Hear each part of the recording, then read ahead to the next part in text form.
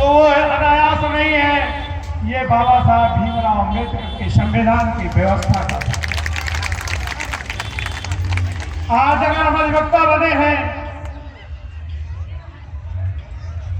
तो भी बाबा साहब का ही योगदान है, बाबा साहब के ही संविधान के हम लोगों को ये सब पद मिले हैं।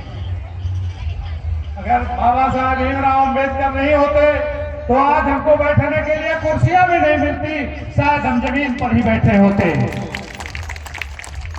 साथियों, हमारे जीवन में जितना भगवान का स्थान है उतना स्थान बाबा साहब का भी है। आप अपने अपने घरों में जिस तरह देवी देवताओं की पूजा करते हैं उसी तरह बाबा साहब की पूजा करें, हमारा दृश्य ही बदल जाएगा। बाबा साहब को भी भगवान का दर्जा देते हुए आप पूजा करिए, प्रार्थना करिए, आपको सारी चीजें मिलेंगी। बाबा साहब का वो संविधान जो हमें शिक्षित करने के लिए आगे बढ़ाता है, आज अगर हम शिक्षित हुए हैं तभी हम आगे बढ़े हैं। आप लोग शिक्षित होकर अपने बच्चों को आगे बढ़ाएं और बाबा साहब के आदर्शों का अनुपालन करें। जो भी पद पर है, जो भी किसी भी पद पर बैठा हुआ है, चाहे अधिकारी के पद पर हो और चाहे अन्य पदों में, सब बाबा साहब की वजह से है। ये बात मत भूलिए। आप, हमारा धरातल कहाँ है? हमारा धरातल बाबा साहब पर है। अगर बाबा साहब नहीं होते तो ये जो हम लोग बैठे हुए हैं, हम लोगों को कुर्सियां मिली हुई हैं, ये शायद ही नहीं मिली होती। मैं आप सबसे वचनबद्ध होकर करना चाहता हूं कि आप लोग जितना दर्जा भगवान के लिए अगरबत्ती धूप बत्ती प्रार्थना मंदिर मस्जिद जाते हो, उसी तरह बाबा साहब को घर में विराजमान करके रोज उनकी पूजा करिए। आप सरों से आगे बढ़ते जाएंगे, कभी पीछे नहीं होंगे। बाबा साहब के जो अधूरे सपने हैं उनको पूरा करने के लिए आपको आगे बढ़ना होगा और आगे कुछ चीजें प्रयास में भी करनी चाहिए।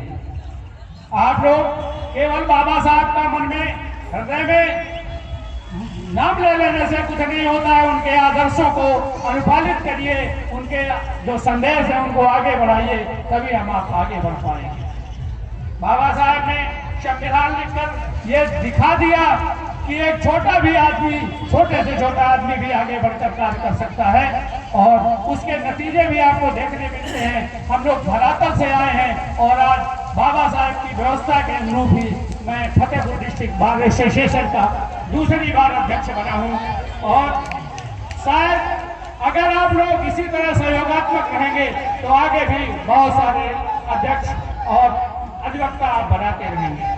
तो मैं अंत में आपसे इतना ही कहूंगा कि आप बाबा साहब को भगवान का दर्जा देते हुए उनके आदर्शों का अनुपालन करिए और उनके बताए हुए रास्ते पर चलने का काम करिए। इन्हीं शब्दों के साथ मैं आप सबको धन्यवाद देता हूं कि आप आए और हम लोगों के बीच में अपनी अपनी बात रखकर और उनके आदर्शों का पालन करने के लिए कटिबद्ध हो रहे हैं। धन्यवाद। जय बाबा साहब, जय भीमराव अम्बेडकर, जय भीम।